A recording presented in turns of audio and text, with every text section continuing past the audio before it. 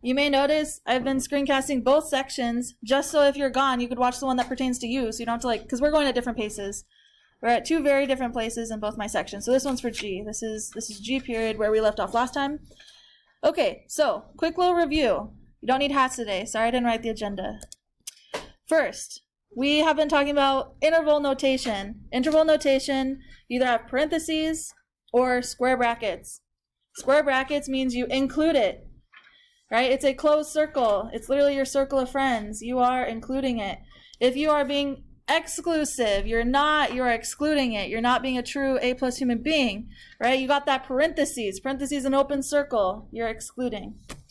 So if I want the domain is the x values. Any polynomial is literally all real numbers for the domain. You can plug in any x value and it will give you a y value. Any polynomial, all real numbers. Polynomial domain, all real numbers. But what if you have a polynomial over a polynomial? Literally a ratio of polynomials. It's a rational function because it's a ratio. Yeah. Oof. Am I looking the wrong? So I'm pretty sure I gave you the insert. Were you here yesterday? Yeah. This is the insert for 1.1. What is this look you're giving me? I gave it to you when you were finishing taking the test. I was like, here, this is for you. And you're like, okay. And then it wasn't here when you left. So I assumed you took it. Here it is. Correct. That was my bad. There's I always make one mistake. Nah, that's a lie. I make multiple mistakes every unit. That was one. I didn't know. But this is good because look, it literally tells you polynomials, domains, all real numbers. Rational functions is a ratio of two polynomials. The only things we care about is the bottom one because that's the one. If it goes to 0, it means I'd be dividing by 0. And when you divide by 0, it is undefined. So I want to find the x values where I would be undefined on the bottom of my fraction. So that's why it says zeros of the denominator. So zeros means the same thing as solutions. The zeros, the x-intercepts, solutions. Those 4 words mean the same thing in Algebra 1, where we are looking for where the graph will touch the x-axis. The solutions, you factor, you set equal to 0, and you know those are the x's you literally have to cut out. All right, and lastly, radical functions. So there's a reason I'm taking our precious time to review, because people miss this. And this is super important. You have to understand how to find the domain, because I'm going to assume after this chapter, you're snappy and with it, and I'm not going to take as long to explain. So radical functions are ones with the radicand, right? The roots. So if you have an even root, this is what it looks like. I'm drawing the graph for you. So imagine if you take a negative number and take a square root of it, impossible. It's going to be imaginary. That's why no negative values under a radical. You cannot have a negative number under a even root. So I have to look at what's inside the root, and you set it greater to or equal to or greater than 0. Don't worry if you're like, what the heck? We got more examples of radical functions today. So you have to take what's under the root and set it greater than or equal to 0. But that's only for even roots, because an odd root looks like this. It is defined for all real numbers. It kind of looks like tangent on its side. There's not an x value that you plug in that you wouldn't get a y. So if you think about it, what is the cube root of 8? Right? I could put positive numbers under there. What's the cube root of 8? 2, right? 2 multiplied by itself 3 times is 8. What if I want to put a negative number under it? What is the cube root of negative 27? Negative 3, because you can take a negative times itself 3 times and it would be negative. So negatives under an odd root are a-okay. That's why the domain of a odd root is all real numbers. Come on. Okay, so we did a couple examples yesterday. Let's start out with C. So this is a even or odd root for C. Odd. And wait, odd roots have a domain of Negative infinity. all real numbers. So in interval notation, it would be negative infinity to infinity. Wait, and there's 3, 5, 7, would always be negative infinity. Right, any odd root, 3rd root, 5th root, 7th root, 111th root. Anytime it's an odd root, so it's an odd number right here, it's going to be defined for all real numbers. which means the domain would be from negative infinity to infinity. Perfect. So this is the way we write all real numbers, but in interval notation, right? So it doesn't matter what x value you put under a cube root, it'll always give you a nice y real number. Okay, so D is a little more tricky. So not only do I have a radical, but it's a ratio, right? I literally have a rational function and the bottom is a radical. Oh my gosh, this is crazy. So I know the bottom can't equal 0, and I also know the bottom, I can't have a negative under the radical. There's two things like we have to keep in mind. So first, I'm going to take what's under the radical. Sorry, I went a little too fast. Is this an even or odd root? It's even, because if I don't write it, it's literally the square root. Square is 2. 2 is even. So I have to take what's under there and set it greater than or equal to 0. Solving to get x by itself. I see that all I have to do is just only the x value is greater than -2. Those are all work. But I have a problem. That would be if it was just the radical. This is on the bottom of a fraction, so I know the bottom can't equal 0. So I don't want to include 0. Okay, so I'll write that again. Since I don't want the denominator to equal 0, imagine if I plugged in -2. Right? This would be 1 over 0, because -2 plus 2 is 0. Square root of 0 is 0. We don't want that. We don't want that. So I can't have it or equal to. I just want it as x is greater than -2. That's the trick play right there, because you not only have to think about radical, but also the bottom can't equal 0. Two problems. So how do I write this in interval notation? So I'm just going to make sure we're all on the same page since a lot of people were gone yesterday. If I would draw this on a number line, I have -2, and x is not or equal to, it's just going to be open circle, because I don't want to include -2, but I want all the numbers greater than -2. Because all of those numbers, if I'd plug them in, it would give me a positive number under the radical, and then I'd just, whatever, I would get a number. I'd get a real number. But imagine if you plugged in a number less than -2. Now you plug in a number less than -2, you'll have a negative under the radical, and that's not good. Imaginary. So to write in interval notation, I'm going to start at -2, and I'll go to infinity. Do I want a square bracket or a parenthesis? Parenthesis, because I'm not including -2. Wait, that has to be your answer. It can't This is the answer. Interval notation. Interval notation. Yep. Why wouldn't -2 work? Because if I plug in -2, I'll be dividing by 0. So that's what I'm talking about up here. All right. So E is also tricky. It's like I'm giving you all the little tricks as examples so you can look at them in your notes.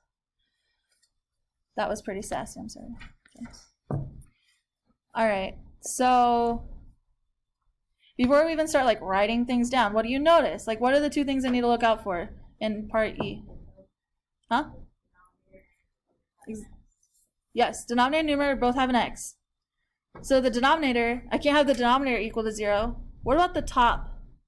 I have a radical. So why we've been ignoring, I ignored the one up here because that's, I mean, technically it's a polynomial. But a radical severely limits the domain. So the radical on top is going to chop off part of my x values that are acceptable, and then the bottom is going to chop off another one. So I have to look out for any x values that would make me take a negative, right, a root of a negative number, and then I also have to look out for any numbers that make me divide by 0, meaning make the denominator equal to 0. So I'm gonna check. Let's start with this bottom one because I feel like this is the easiest one. Oh my god. So I know x minus 6 cannot equal to 0. What will happen if it equals 0? It'll be undefined, right? And what we're trying to do is find the domain, and I have to cut out any x values that don't have y values, any x values that are undefined y. But for the other ones, why do we want them? Well, we set them equal to 0, and then we cut them out at the end. I think I talked about like a VHS tape or like a cassette tape where it's literally like you're just like chopping parts out, and then you want all the rest that's left over. Add 6. So I'm just trying to find the x values. I know x cannot equal 6 because that would make me divide by 0. But I also, we've mostly been ignoring the top of our rational functions. But it's because they've been polynomials. This is not a polynomial. Anytime you have a even root, you can't have a negative under. So I have to set what's inside my root, x minus 3, as greater than or equal to 0. So I see my x values have to be greater than 3, but x cannot equal 6. So really, it's any number 3 or greater, but you also have to cut out 6. Any number bigger than 3, but just not 6. So I'll draw this on a number line just so we can honestly visually see it. I feel like it helps us. So I have 3, here's my 6. So I want to include 3.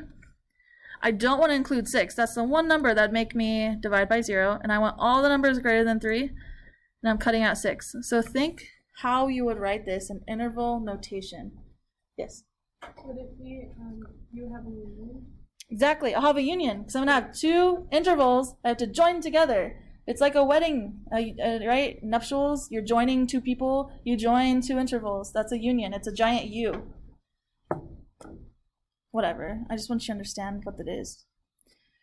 Okay. Yeah, exactly. All right. I just want to give time for people to write down because I realize I'm probably talking pretty fast. Am I talking too fast? No? Okay. I'm just self-aware of my caffeine. Yep. So you have a bracket, 5 and 3 seems like a close circle, comma 6 with a parenthesis, union, parenthesis 6, comma infinity. That's perfect. That's exactly. So 3 is an acceptable answer, right? If I plug in x equals 3, I'll get some number. I'll have 0 over 3, it's just 0. 3 I can plug in. So it's all the numbers greater than 3. But remember, anytime I have to cut out a single number, that's where you'll have a union. Anytime I cut out a single number, that's where you have a union. And notice I don't have any numbers less than 3 because that would mean I'd have a negative under my radical, so I can't include any of those. Yep. Would this still be applied if there was a negative one on top and like odd on top and Oh, if it was odd on top, the domain's all real numbers, it doesn't affect me at all. even though on the bottom It's a good, okay, let me write it in a different color, that way you can see it. So if I would have the cube root of x minus 3 over x minus 6, but wait, this one doesn't limit me at all. So literally the only number I would not be able to be is 6.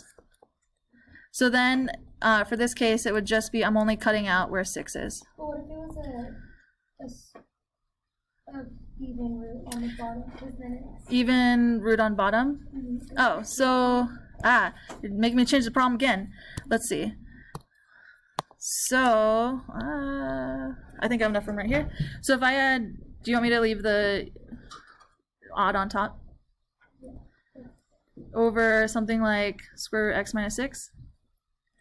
Wow, this is 3 different examples. Price of 1. There you go. Okay, so the top we know is all real numbers. The top doesn't affect our domain at all because it's all real numbers. The only thing we're looking at what restricts it. Things that restrict our domain, even roots, and dividing by 0. So I would have to set x minus 6 greater than or equal to 0. I see x has to be greater than or equal to 6, but since it's on the bottom of a fraction, it can't be equal to, so then it would just be x is greater than 6. But you included the infinity. Yeah, so it'd be, x is greater than 6. So it has to be 6 to infinity. Because any number less than 6 would mean I'm putting a negative under the radical on the bottom. I can't have a negative inside my radical. So, Andy, pick a number less than 6. 2. Okay, what's 2 minus 6? -4. And then I'll have something over square root -4, so it's imaginary. So I only want the numbers that would make what I'm taking the root of positive. So it has to be any number greater than 6. Wow, okay, so it's great. That's like 3 problems. But and that's why you don't include the negative infinity. Yeah, because I can't have any number less than 6. Yep. Cool. That was a lot. Are you guys doing okay? Okay. Cool. No, okay. Cool. Not cool. Oh, we already did. Okay, so F. F should be a nice little breeze. I want you to try F by yourself. Give you 10 seconds.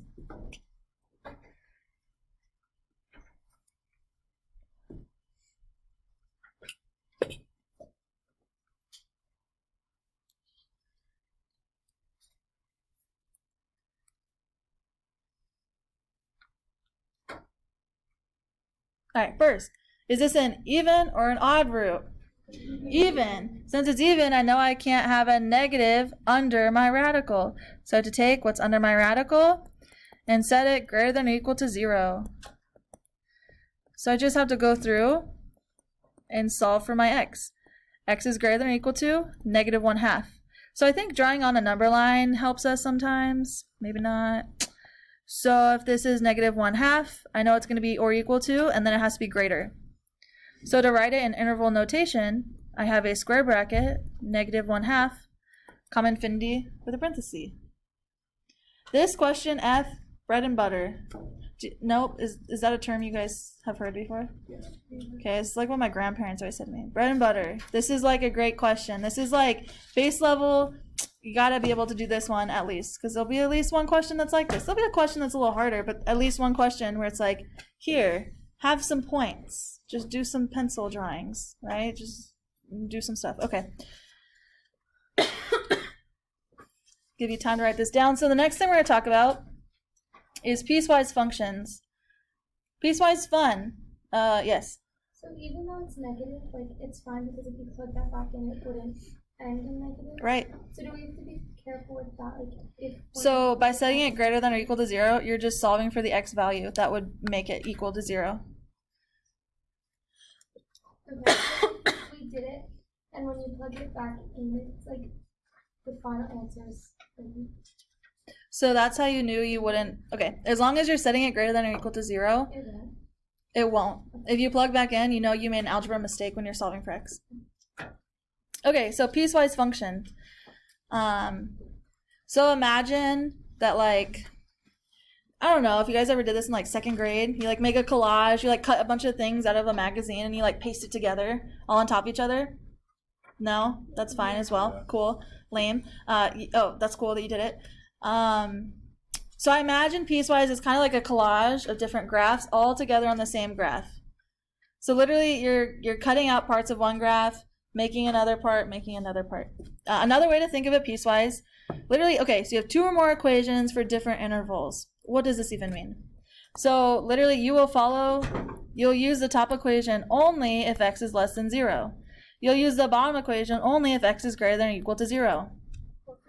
So they both can't be or equal to, otherwise it won't be a function. Functions have to pass the vertical line test. So the way I think of a piecewise function, it's kind of like rules in your life. When you're a minor, you follow a certain set of rules. The moment you switch from x equals 0, right? The moment you switch from x is less than 0 to x equals 0, the moment you turn 18, you are an adult. You can be tried as an adult. You are expected to blah, blah, blah. Different sets of rules. So you have a certain set of rules where an x is less than 0. You follow negative x plus 2. The moment you hit x equals 0, that's your transition point. That's your boundary. You are following a different set of rules, x squared plus 2. You're literally switching from one part of a graph to, oops, new rule, gotta switch what the function's gonna look like. Huh? How would you graph it? That's exactly what we're gonna learn right now. I just want you to understand, like, from a base level, I know you learned piecewise functions last year, and it's because I literally was so mad last year when my pre-calculus kids had no clue how to do piecewise, because this is the most important thing you're gonna learn for calculus. If you ask my calculus kids right now, we use piecewise every lesson of every chapter so far. Yes. Yeah, it is. But it's called functions from a calculus perspective. So, like, prepping you for success in calculus, also talking about throwing in some new stuff, but it should be a little easier, right? The average test grades will definitely be higher. Yep, that should be the way it is. Okay. All right, so how do we do this? First, find the values at the jump point. What do I mean by jump point? Yeah, exactly. Where we're changing. What is the value where I'm changing? 0. So we'll find what y should be when x equals 0. So I'm finding what y should be when x equals 0. So I'm going to write this down. So the first thing we do is find the values. Maybe I'll be more specific. Find y values at the jump point, at the transition point. I am not writing clearly. At the jump point. At the jump point. Okay, cool. So first one, Negative 0 plus 2, okay, that's just going to be 2. 0 squared plus 2, that's just going to be 2. So interesting enough, at the jump point, the function that used to be the rule, the moment we switch, it's going to have the same y value. Yes. So I call it the jump point, the transition point. Literally, it's 0. That's where I'm switching from one function to the other. So it's always going to be these numbers that are right here. Okay, so I found it, and then number 2, I'm going to find one more point on the line.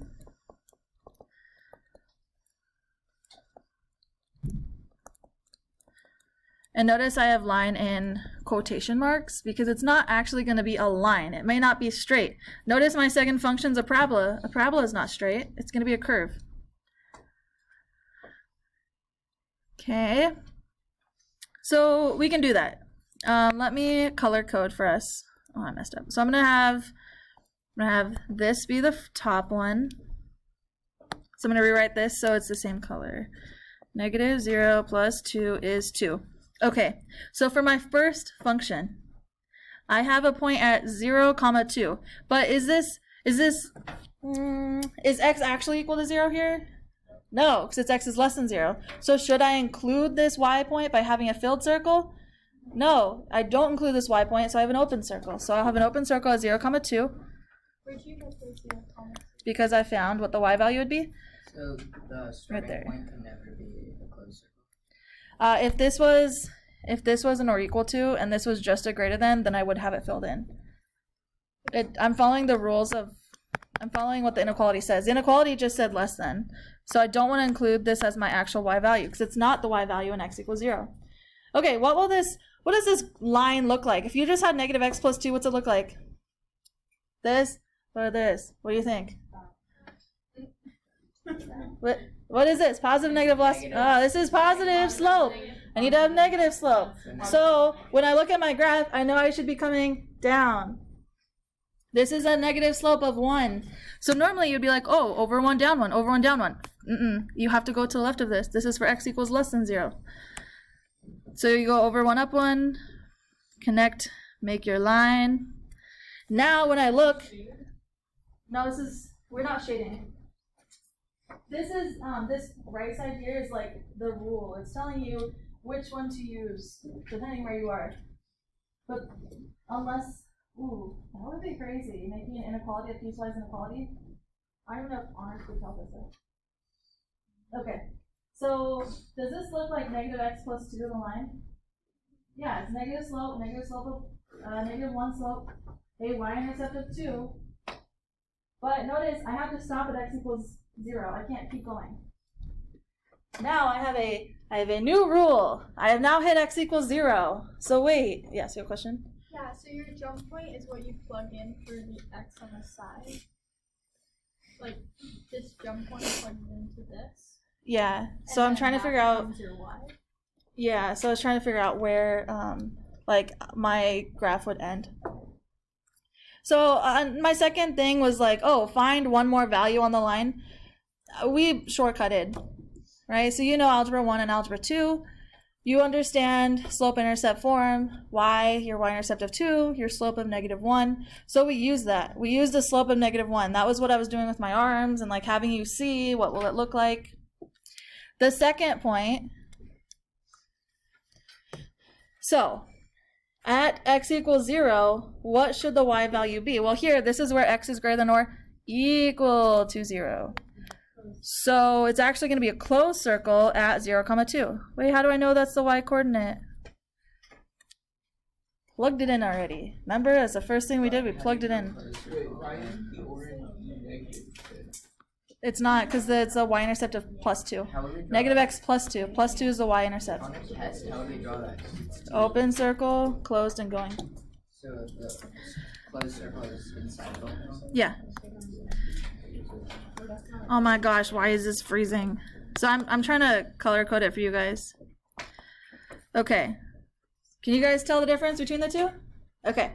So, two different colors showing you two parts of a graph. It's literally two puzzle pieces. If you've ever had a sibling who is really evil, they will literally mix puzzle pieces together or mix two different games together. And you're like, what the heck? This is so weird. The way it's gonna like come together. It's literally two pieces of a puzzle and it's gonna look really weird. Just warning you. Okay, so I plugged in 0 into this bottom function. What if I plug in like 1? What is 1 squared plus 2? 3. And then a parabola. Do you know how to draw a parabola? It's just like a swoop-de-doop U, whatever, little curvy curve. Wait, why'd you do that? Because this is x squared plus 2 is the second function. And that's for when x is greater than 0. So is it always gonna, is it just gonna be like the opposite? Is it a straight line? It may not be a straight line. Depends what the functions are. So we would draw it out like that for 0. I'm not sure your question. Do you know how like on with the x is less than 0? Yes, this is the point where I'm going from one of the, like switching from using one function to the other. So, but how would we draw out the 0 squared plus 1? Oh, so right here I filled in the circle and then I like went up. And would you just like Oh, draw a line what to the it? heck? That is the line, is the parabola. Yeah. What? No, because the parabola, it's only gonna be a parabola if x is greater than 0. So, okay, I think this is the example I said earlier. I don't think I was doing a screencast. Just a moment. Learn how to put this on your calculator, yeah? Yeah, let's do it. I'll teach you how to do it on your calculator. Okay. Calculator, open up your TI Inspire.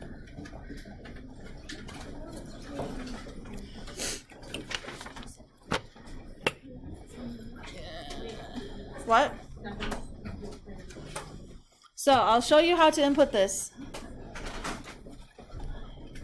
Guys, this week we've just been like ruined. 2 periods.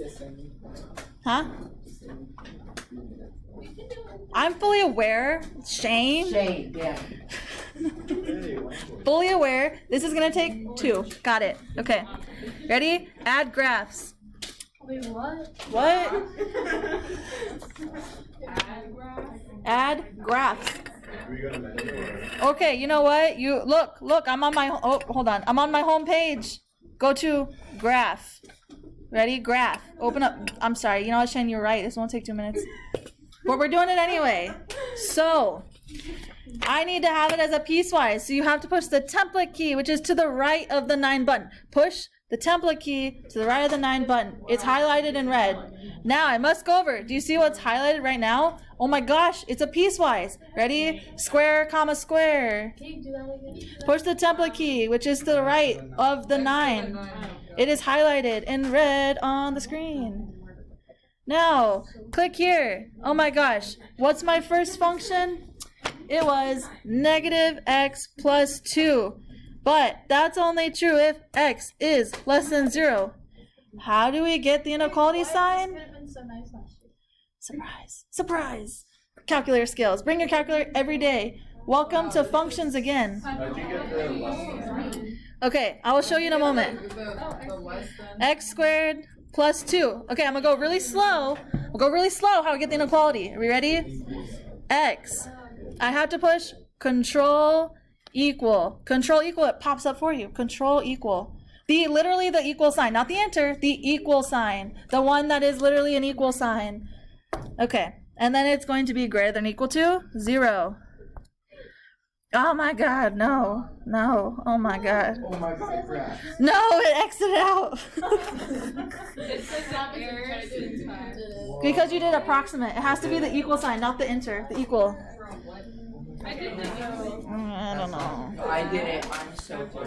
Oh my god, that's what you thought. So is our quiz gonna be still Monday? Yeah, Tuesday. Is it still Tuesday when we get finished? Yeah? Because we have class tomorrow. This is what's happening. I'm doing enter. I click equals now, or I do enter now. No, you have to push the equal, okay? So this, oh, you don't have the x right there. You just have greater than 0. It has to be x is greater than 0. Thank you. Yeah, x is greater than or equal to 0. Oh my gosh, you guys, do you see the screen? It graphed the piecewise for you. Woo! Okay, see you tomorrow morning.